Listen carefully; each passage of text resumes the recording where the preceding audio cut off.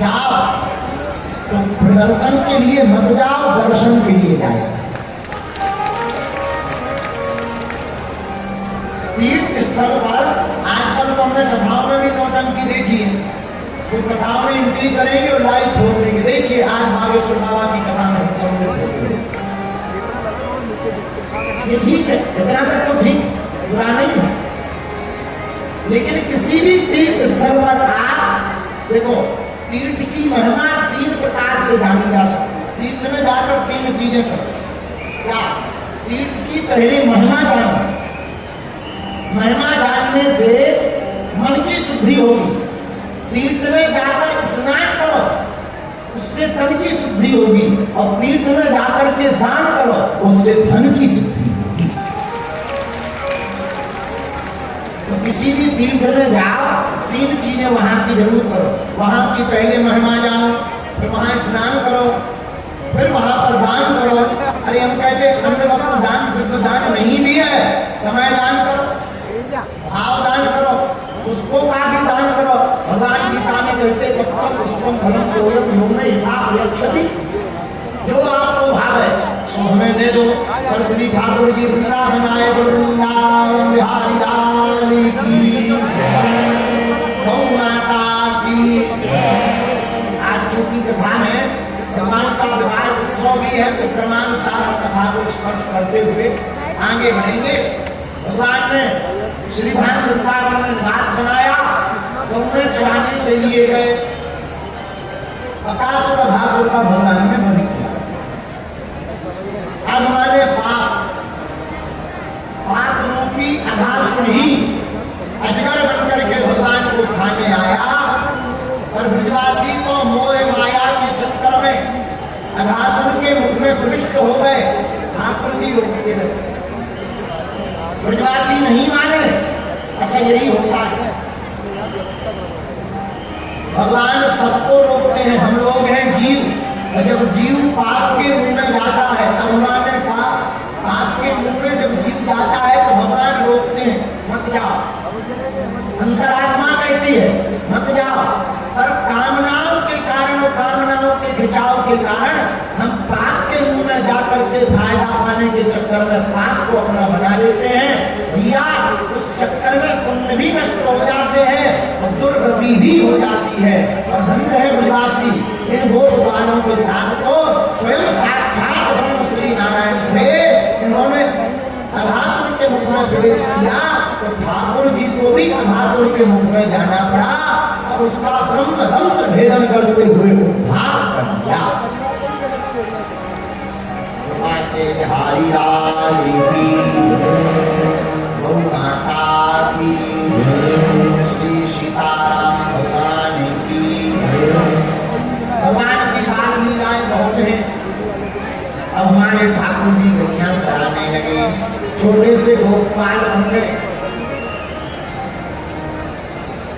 गायों को लेकर जब गोपालों के साथ श्री धाम वृंदावन में विचरण करते हैं, आगे आगे गैया है, पीछे पीछे बाल है, बीच में हमारे ठाकुर जी फेंटा बांधे हुए, कंधे पर दोनों तरफ से हाथ लटका कर लाठी रखे हुए विचरण करते हैं।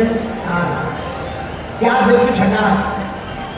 बीच बीच में याद आ जाए तो पेड़ के नीचे छाया में खड़े हो जाए ठाकुर जी, बांसुरी लेवे विभ्रत वेणु, बांसुरी की मधुर तान को सुनाने लगे। और हमारे कन्हैया की बांसुरी की मधुर तान को सुनकर केवल गोपबाल द्रवीभूत नहीं होते, यमुना का जल बहने वाला स्थिर होकर के पाषाण बन जाता, पत्थर। और हमारे गोविंद की बांसुरी की मधुर तान को सुनकर गोवर्धन के पर्वत बंसी की मधुर तान को सुनकर पिघल करके यमुना के जल की तरह बहने लगे। और गायें चरती नहीं, ठाकुर जी की बांसुरी के मधुर स्वर को सुनकर गायें भी गोविंद के अगल बगल आकर खड़ी हो जाती, और बहुत सी गायें तो नेत्र बंद करके गोविंद की बांसुरी की धुन के साथ में अपने सिर को घुमाने लगती।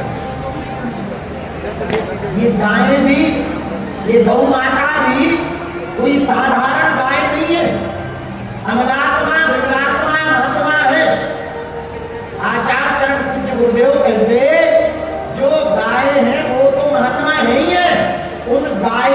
लस्सी और खूंटा भी कोई कोई महात्मा और देवता बने हैं।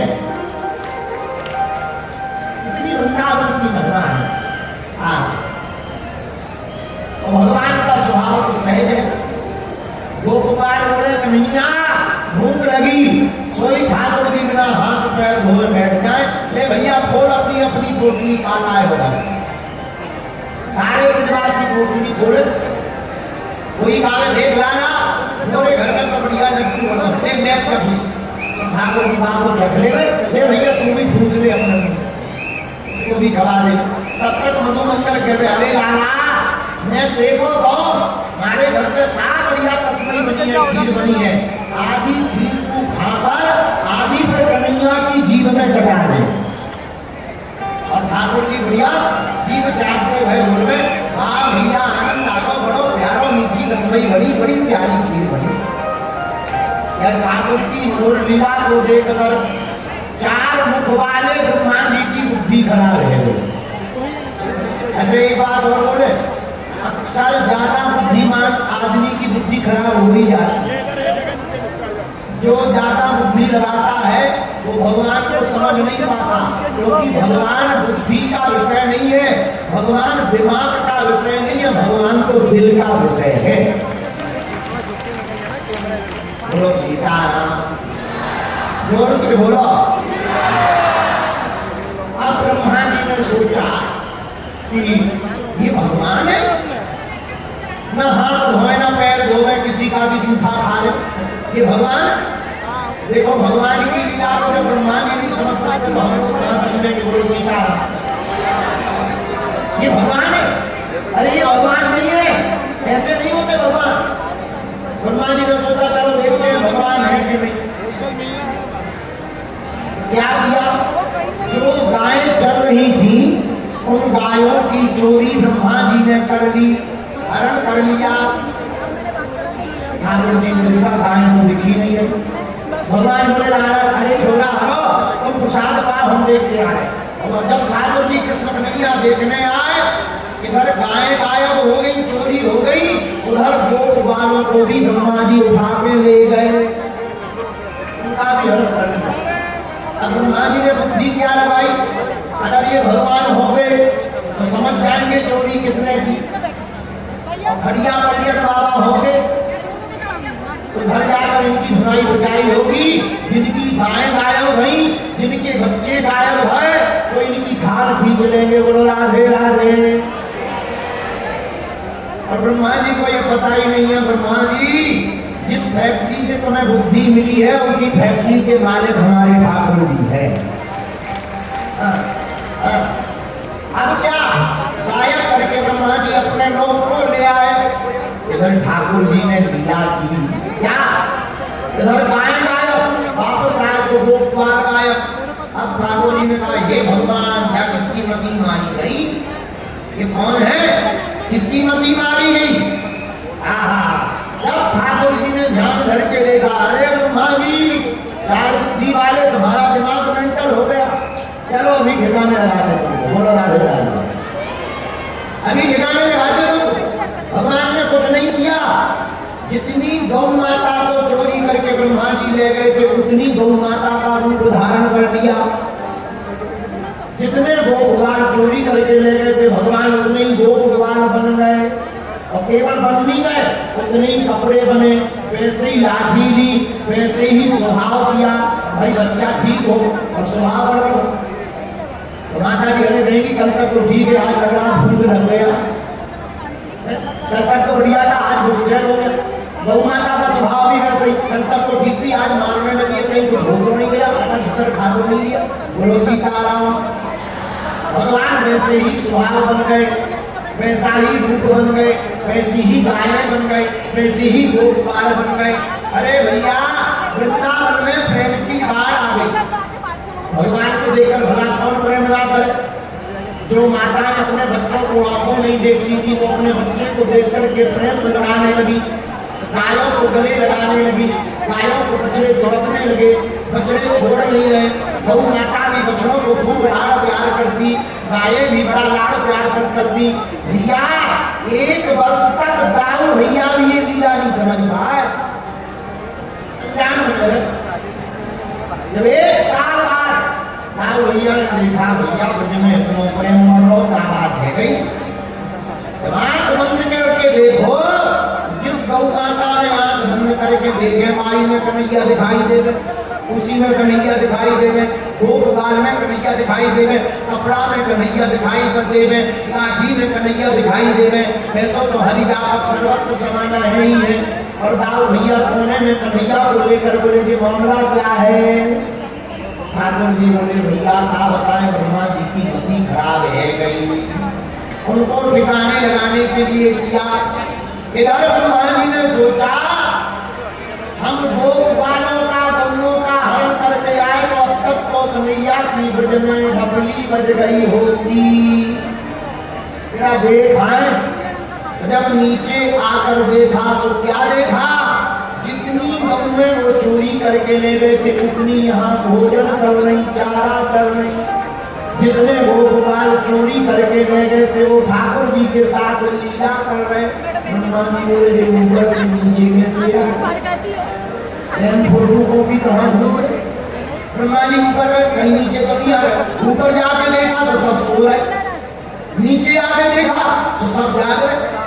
अब ऊपर नीचे ऊपर नीचे ऊपर नीचे, और जो ज्यादा बुद्धि वाला होता है उसकी यही दुर्गति होती है जिंद जैसी, ऊपर नीचे होते ही रहता, अंत में मेंटल होकर के मर जाता। बोलो जय बजरंग, बोलो जय सिया राम। ऊपर नीचे होकर के ब्रह्मा जी देख रहे, जब अंत में समझ गए क्या भैया ये साक्षात ठाकुर जी हैं, ब्रह्म ही साक्षात कृष्ण हैं।